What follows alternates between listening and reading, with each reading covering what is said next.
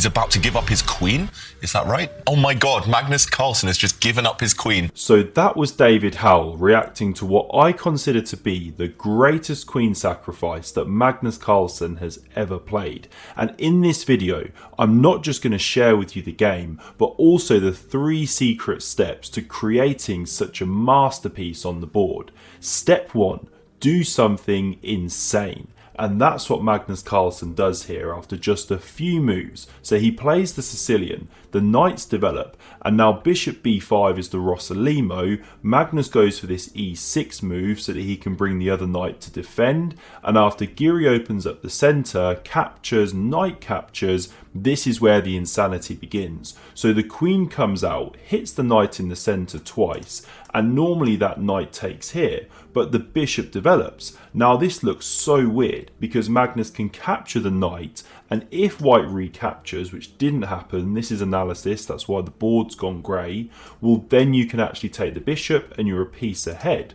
But what Giri had in mind here was pawn to a4, defending this from the attack of the queen, and the knight can't take back or else you lose your queen here.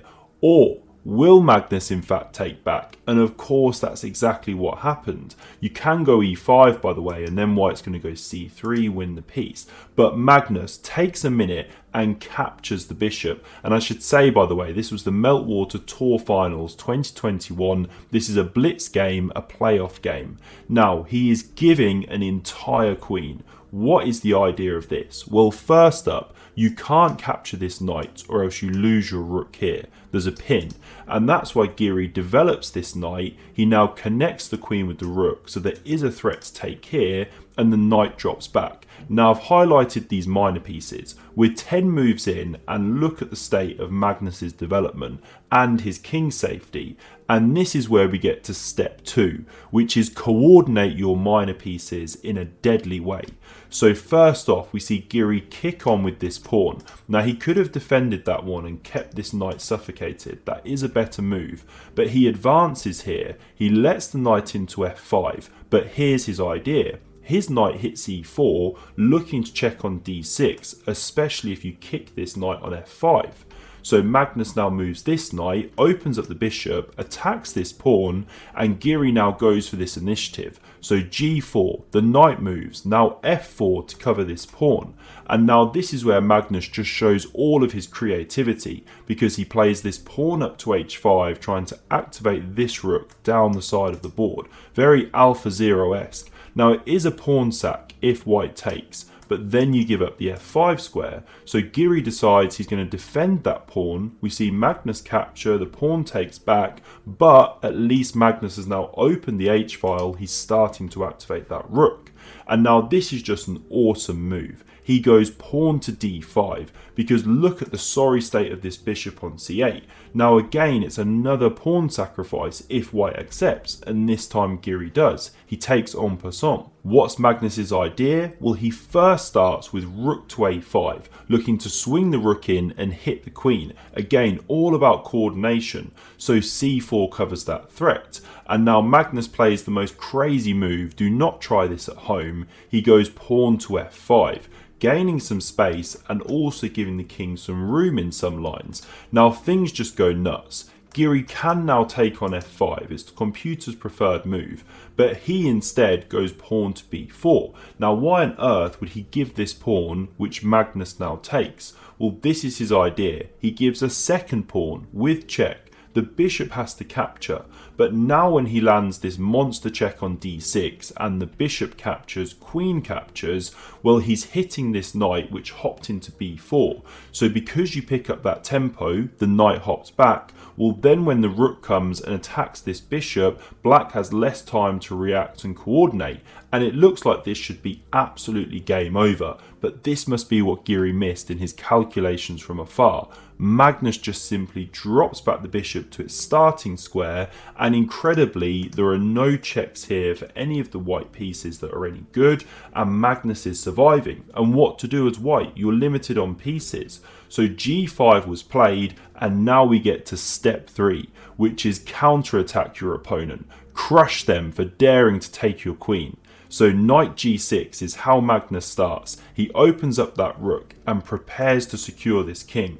Now we see rook f2 from Giri. The king tucks away on f7. We do get this check, but now the knight blocks, and the knights are a king's best friend, they say. So good at blocking the checks around the king.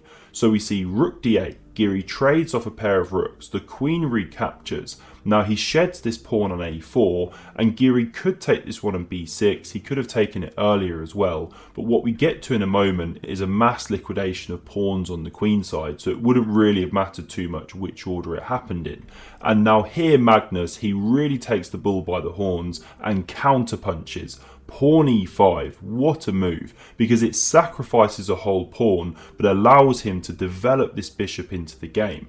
And now we see these pawns liquidate on the queen side. Magnus goes knight e5, white only has one pawn remaining and Magnus is going after it. So rook e2 played, hits the knight, but don't move it away because your bishop's also attacked by two pieces behind it. So instead we see the rook slide back, supported by the knights. The queen gives ground. Now this knight comes here, and after the king goes, we see these pieces now beginning to activate. The rook is hit, it slides away. Now we see the queen get hit, it goes, and the rook further activates, looking to now swing round here. Rook b7 looks for counterplay. Bishop e6 drops back, covers this pawn because now the knight was pinned and not defending it. We see king g1, check, king h2, the pawn drops, and now look at this position. Have you ever seen a more secure king surrounded by its army? And now for the final crushing blow. Watch this for technique from Magnus. So rook b6 now from Giri. The bishop comes to d5, picks up a tempo on the queen. It slides into e3, and after check, king goes, the rook comes back, and after the king shuffles back, it's so hard for white to find moves. Now this f-pawn gets marching down the board, heading for the queening square.